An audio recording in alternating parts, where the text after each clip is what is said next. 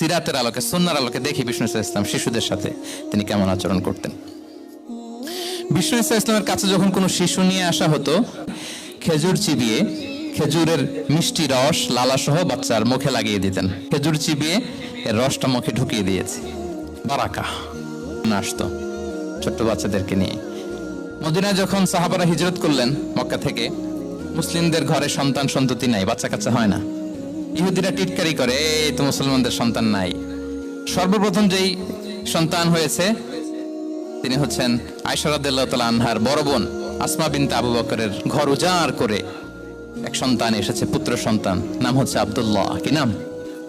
আব্দুল্লাহ ইবনে জুবাইর। তো আসমা আব্দুল্লাহকে কোলে নিয়ে বিষ্ণুনবীর কাছে আসলেন। বিষ্ণুনবী খেজুর চিবিয়ে ওনার লালা মিশ্রিত রস খেজুর সহ মুখে লাগিয়ে দিলেন। তো আসমা সবসময় গর্ব করে বলতেন যে আমার সন্তানের পাকস্থলীতে সর্বপ্রথম যেটা ঢুকেছে এটা হচ্ছে বিষ্ণুনবীর লালা মিশ্রিত খেজুরের রস।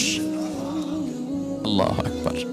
বাচ্চারা আসলে বিষ্ণুনবী তাহনিক করতেন, এবং এটা ল্যাবরেটরিক্যালি প্রুভড, সায়েন্টিফিক্যালি প্রুভড যে বাচ্চার জন্মের পরে এরকম মিষ্টি দিলে, স্পেশালি ডেটস নির্যাস যদি দেয়া হয়, তাহলে এটা তার ইমিউন সিস্টেম বাড়ায়, রোগ প্রতিরোধ ক্ষমতা বাড়ায়, তার ব্লাড সার্কুলেশন বাড়ায়, রক্ত সঞ্চালন বাড়ায়। বিষ্ণুনবী এটা করতেন। অনেক মায়েরা বরকতের জন্য বিষ্ণুনবীর কোলে বাচ্চা দিতেন।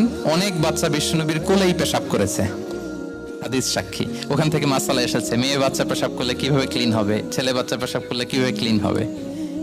বিষ্ণুনবী কোলে নিয়েছেন, পেশাব করে দিছে ভরায়া। আল্লাহু আকবার। বাচ্চাদের মাথায় তিনি হাত বুলিয়ে দিতেন। যেই বাচ্চার মাথায় বিষ্ণুনবী হাত বুলাতেন, ওই বাচ্চার মাথায় খুব বেশি বেশি চুল গজাতো। সুবহানাল্লাহ পড়বেন না? এক ভণ্ড, সেও ছিল নবী দাবিদার, মুসাইলামাতুল কাযযাব। সে নবীকে কপি করত, নবী যা যা করতো তাই করত।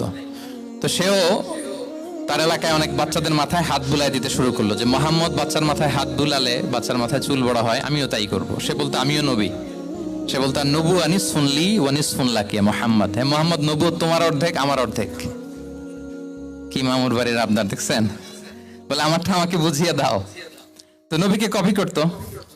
বিশ্বনবী কুয়ার মধ্যে লোনা পানির কুয়ায় থুতু ফেললে মুহূর্তে লোনা পানির কুয়া মিঠা পানির কুয়ায় পরিণত হতো।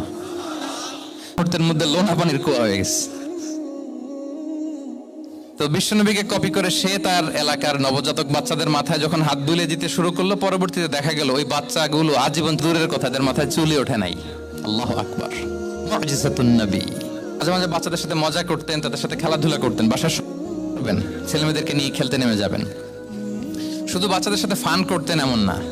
বিসমিল্লাহ বলো, কুলবি আমিনিক, বা হাতে নয় ডান হাতে খাও।